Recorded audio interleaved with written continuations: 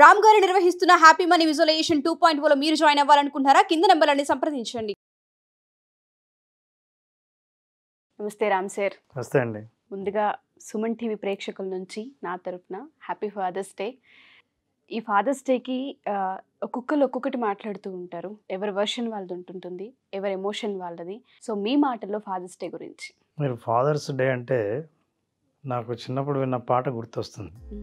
నాన్న ఓ నాన్న నీ మనసెంతో వెన్న అమృతం కన్నా, ఏ పూట తిన్నావో ఎన్ని పస్తులున్నావో పరమాన్న మాకు దాచి ఉంచావు అని ఆ పాట వింటే నాన్న అనే మాట ఇవి అక్షరాల్లా అనిపించవు నాకు, ఎమోషన్స్తో కూడినవి.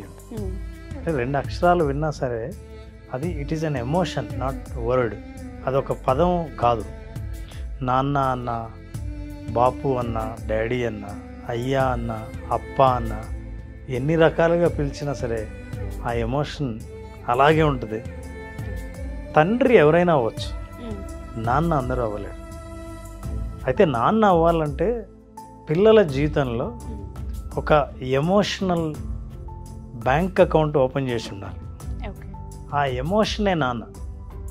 నిజం చెప్పాలంటే ఈ ప్రపంచం మొత్తం, అంటే మన సోషల్ మీడియా కానీ సినిమా కానీ అమ్మను బాగా హైలైట్ చేసింది. అంటే ఇద్దరి పాత్ర ఉన్న అమ్మను బాగా హైలైట్ చేసింది. అందుకే అంటుంటారు నాన్న ఎందుకు వెనకబడ్డాడని. కానీ తండ్రి పాత్ర చాలా ఉంది. అంటే పిల్లల ఎదుగుదలలో, పిల్లల్ని పోషించడంలో, పెంచడంలో, పిల్లలు సమాజంలో రాణించడంలో తండ్రి పాత్ర చాలా ఉంది. అది మనం జాగ్రత్తగా అబ్జర్వ్ చేస్తే మనకు అర్థమవుతుంది. తల్లి పాత్ర డెఫినెట్గా ఉంది. మనం ఇప్పుడు తండ్రి గురించి మాట్లాడుతున్నప్పుడు దాని అర్థం తల్లికి పోటీగా కానీ, తల్లి తక్కువ చేసిందని కానీ, తల్లి పాత్ర అంతగా లేదని చెప్పడానికి కాదు. తల్లి గురించి మాట్లాడినప్పుడు కూడా తల్లిదండ్రుల గురించి మాట్లాడతాం, తండ్రి పాత్ర గురించి కూడా మాట్లాడతాం. అయితే చాలా విషయాలు మనకు బయటపడని, మనం గుర్తించని తండ్రి సంబంధించి, నాన్నకు సంబంధించి కేవలం పిల్లలు మాత్రమే చూసినది. అంటే క్లోజ్గా చూస్తే తప్ప మీకు అర్థం కాని చాలా విషయాలు నాన్న దగ్గర ఉన్నాయి.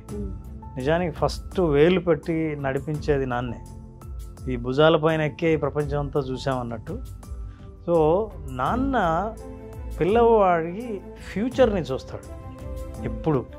అంటే తిన్నావా లేదా ఇలాంటి ప్రశ్నలు నాన్న అడగడు. జనరల్గా చూడండి, ఎక్కడ పిల్లలు ఇప్పుడు ఎలా ఉన్నారు ఏంటి అనే కంటే వీడు ఏం చదువుతున్నాడు, ఏమవుతాడు, ఎలా అవ్వాలి, ఇది ఎక్కువ నాన్నకు రెస్పాన్సిబిలిటీ.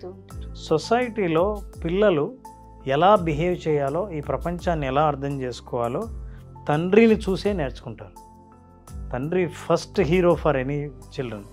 ఎవరికైనా సరే, అమ్మాయికైనా అబ్బాయికైనా తండ్రి హీరో. ఎందుకంటే ఇన్ని క్వాలిటీస్ ఉన్న ఇంత గొప్ప మనిషి ఇంకెవరైనా ఉంటారా మా నాన్న కాకుండా అని అందరూ అనుకుంటారు. సో ఎదిగే కొద్ది అభిప్రాయాలు మారడం అన్నది పక్కన ఉంచితే, అంటే మొట్టమొదటిసారి మొదటి జ్ఞాపకం తండ్రితో, అది ఎవరు మర్చిపోలేరు. మన ఎమోషన్స్ ఎట్లా అంటే how you will respect people in the society, how you treat people in the society అన్నదాన్ని బట్టి తను ఎలా ట్రీట్ చేయాలి, ఈ సమాజాన్ని ఎట్లా చూడాలని పిల్లలు నేర్చుకుంటారు. అందుకే ఎవరైనా ఊళ్ళలో కానీ బయట కానీ ఎవరైనా మిస్బిహేవ్ చేస్తే మీ నాన్న ఎవరు అని అడుగుతారు. అసలు నువ్వు ఎవరు తాలూకు ఉంటారు. మీ తల్లిదండ్రులు ఎంక్వైరీ ఎందుకు చేస్తారంటే అసలు నీ పెంపకానికి కారణం అయిన వాళ్ళు వివరాలు తెలుసుకుందాం, వాళ్ళు ఎవరో తెలిస్తే మీరేంటో చెప్పొచ్చు అని. సో తండ్రి సంస్కారానికి, బయట ప్రవర్తనకి, ఈ ప్రపంచాన్ని చూడడానికి, తన విలువలకి, దేనికి విలువ ఇవ్వాలి అన్న విలువలకి ప్రధాన కారణం తండ్రి అవుతాడు. సో తండ్రి బాధ్యత తీసుకుంటాడు భవిష్యత్తులో ఎలా ఎదగాలి అన్నది. చూడండి, ఎప్పుడైనా సరే పిల్లవాడు సరిగ్గా చదవకుండా మార్కులు సరిగ్గా రాకపోతే అమ్మ వెనకేసుకురావచ్చు, కానీ తండ్రి భరించలేడు, ఒప్పుకోడు. ఎందుకంటే తనకు సొసైటీలో పోటీ ప్రపంచంలో ఎదగాలంటే ఎలా ఉండాలో తనకు తెలుసు కాబట్టి ఆ బాధను వ్యక్తం చేస్తాడు. అది ప్రేమ లేనట్టు అనిపిస్తుంది చాలా పిల్లలకి, కానీ మీ భవిష్యత్తు పట్ల ఉన్న ప్రేమే ఈ రకంగా వ్యక్తీకరిస్తారు. సో అట్లాగే ఆడపిల్లలకు కూడా first hero is a father and first man that they have seen. అసలు ఎంత ఇంపార్టెంట్ అంటే ఫాదర్ రోలు. ఎవరైనా సరే ఒక అమ్మాయి పెళ్లి చేసుకునే వయసు వచ్చిన తర్వాత పెళ్లి చేసుకునేటప్పుడు వాళ్ళల్లో తండ్రి క్వాలిటీస్ ఉన్నాయా లేదా చూస్తాం. మా నాన్నలాగా కేర్ తీసుకునే వ్యక్తేనా, అలాంటి భాష వాడేవాడేనా, ఇలాంటి మర్యాద ఉన్నవాడేనా, అలా చూసుకుంటాడా లేదా అన్నదే ఫస్ట్ రెఫరెన్స్ అది. సో తండ్రికి అంత పవర్ ఉంది. So these are all not highlighted, ఎక్కడ సమాజంలో దీన్ని పెద్దగా హైలైట్ చేయలేదు. తండ్రి ఎంత ఇన్స్పైర్ చేస్తారంటే ఇన్స్పైరింగ్. ఒక అబ్బాయి క్రికెట్ ఆడాలని చాలా ఇంట్రెస్ట్. క్రికెట్ ఆడడానికి చాలా చిన్న కుర్రాడు, 16 years. మిగతా వాళ్ళంతా 20-25 years ఆడుతుంటే గ్రౌండ్కి వెళ్ళి రోజు ఆడాలని అడుగుతుంటాడు. అరే ఇంకా నువ్వు చిన్నపిల్లాడు, ప్రాక్టీస్ చేయాలి, పర్వాలేదు అంటే నేను ప్రాక్టీస్ చేస్తున్నాను అన్న, నాన్న కూడా ఆడించండి అని అంటున్నాడు. అంటే వీళ్ళందరూ పెద్దవాళ్ళు ఆడుతుంటే వెళ్ళి వాళ్ళ నాన్నతో కూర్చొని దూరంగా ఆ గ్యాలరీలో కూర్చొని క్రికెట్ చూస్తుండేవాడు. మిగతా టైంలో ప్రాక్టీస్ చేసేవాడు. వీళ్ళు ఆడుతున్నప్పుడు వాళ్ళని అడుగుతాడు, వాళ్ళు అవకాశం ఇవ్వరు. చివరిలో చూద్దాం వీళ్ళందరూ అవుట్ అయిన తర్వాత అని అప్పుడు వెళ్ళి నాన్నతో కూర్చొని చూస్తుంటాడు. ఇలా ప్రతిరోజు ఆ టీం కెప్టెన్ని రోజు అడుగుతుంటాడు, నాకు అవకాశం ఇవ్వండి అని. అబ్బాయి వెంటనే నమ్మడుగా 16 years, వీళ్ళందరూ 20+ ఉన్న వాళ్ళు ఆడుతున్నారు. సో చూద్దాంలే అంటుంటాడు. ప్రతిరోజు వీడు అలవాటుగా అడగడం మొదలుపెట్టాడు. ఉన్నట్టుండి ఓ 3-4 రోజులు కనపడడం మానేశాడు. అనుకున్నాడు ఆ కెప్టెను, ఏదో ప్రతిరోజు అడిగాడు, మనం అవకాశం ఇవ్వకపోయేసరికి చిరాకుతో వచ్చున్నాడు, ఇక మానేసి ఉంటాడు, పర్లేదులే ఎక్కడో ఉంటాడు అని అనుకున్నాడు. 5 రోజుల తర్వాత వచ్చాడు అబ్బాయి, సార్ నాకు అవకాశం ఇవ్వండి సార్ అని. అదేంటో అబ్బాయి వచ్చిన రోజే ఆ టీంలో ఒకరు తక్కువ అయ్యారు. ఈయనండి నీకు ఇవ్వాలంటే ఇప్పుడు టీం చాలా క్రిటికల్ కండిషన్స్లో ఉంది, బాగా ఆడేవాడు ఒకరు మిస్ అయ్యారు, ఇప్పుడు మేము ఎలాగైనా ఆడాలి వేరే టీంతో, వాళ్ళు బాగా ఆడారు, this is a critical condition అని. చూద్దాంలే అని అన్నాడు. చూస్తే వీళ్ళ టీం పర్ఫార్మెన్స్ కూడా బాగా తగ్గుతూ వస్తుంది. సరే ఈ అబ్బాయి ఊరికి అవకాశం ఇద్దామని ఇచ్చాడు. బ్యాట్స్మెన్గా లాస్ట్లో వెళ్ళి 20 minutes ఆడాడండి.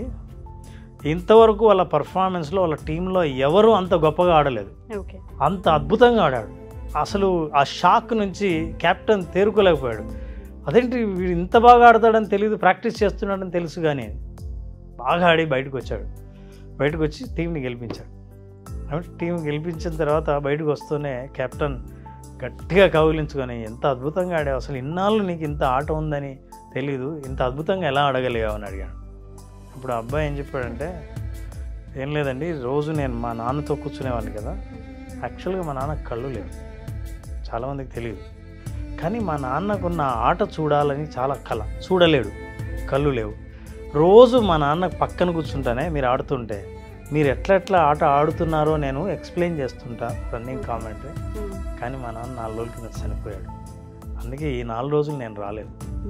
అయితే చనిపోయిన తర్వాత ఇక్కడికి వస్తూనే మా నాన్న కళ్ళు లేవు, చనిపోయాడుగా, ఇప్పుడు స్వర్గం నుంచి చూస్తూ ఉంటాడు, ఇప్పుడు నా ఆట చూడాలి అన్న ఆ కోరికతో నేను ఆడానండి, అది మామూలుగా ఆడలేదు. సో తండ్రి మీద ఎంత అంటే ఇన్స్పిరేషన్, జీవితం మీద ఎట్లా ఉంటుందంటే ఇన్స్పిరేషన్, అట్లాంటి ఇన్స్పిరేషన్ తండ్రి మాత్రమే కల్పించగలడు.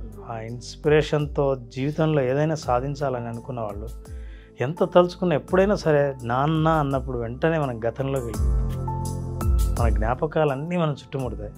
నాన్నతో గడిపిన ప్రతి క్షణం మనకు చాలా అద్భుతంగా ఉంటుంది.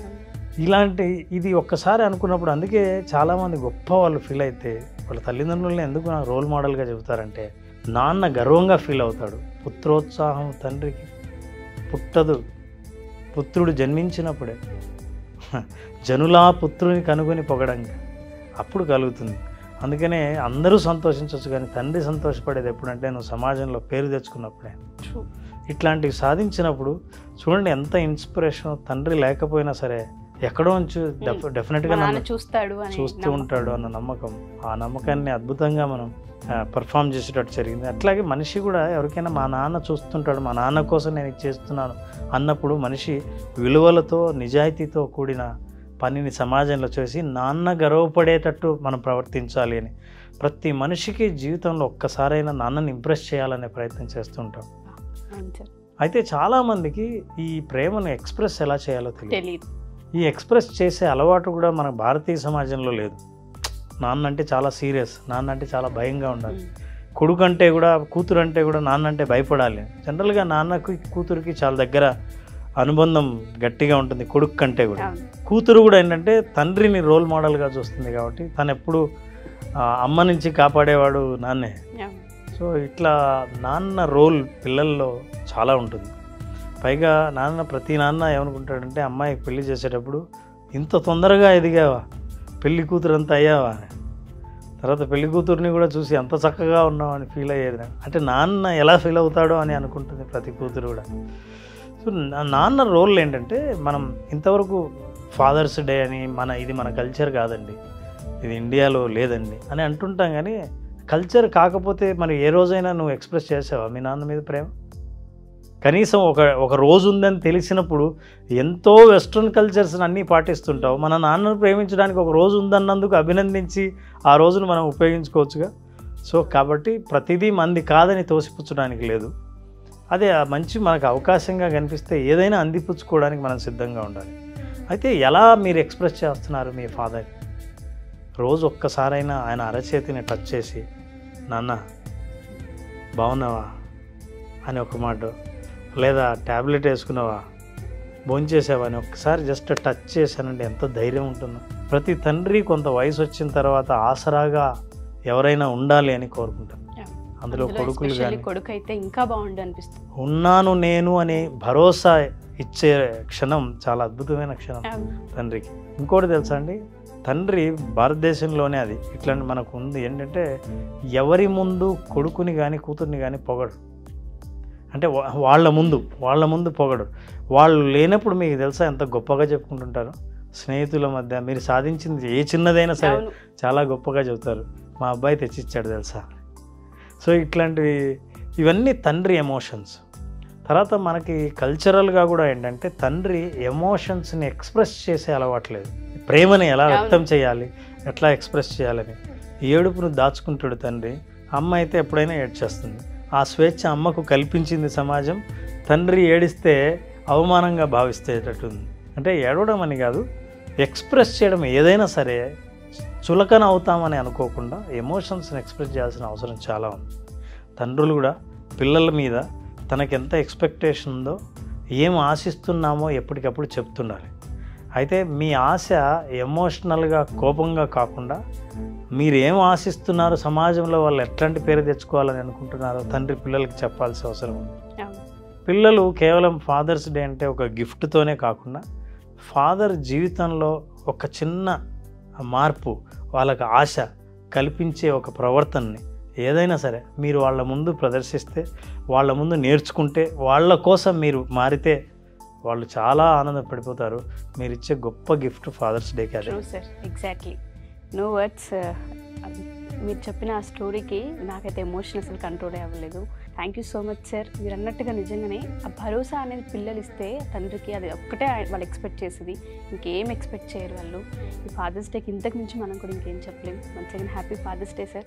హ్యాపీ ఫాదర్స్ డే మా ప్రేక్షకులకు కూడా. Thank you sir. Thank you so much. Suman టీవీలో మీ పర్సనల్ అండ్ బిజినెస్ ప్రమోషన్స్ కోసం కింది నెంబర్కి కాంటాక్ట్ చేయండి.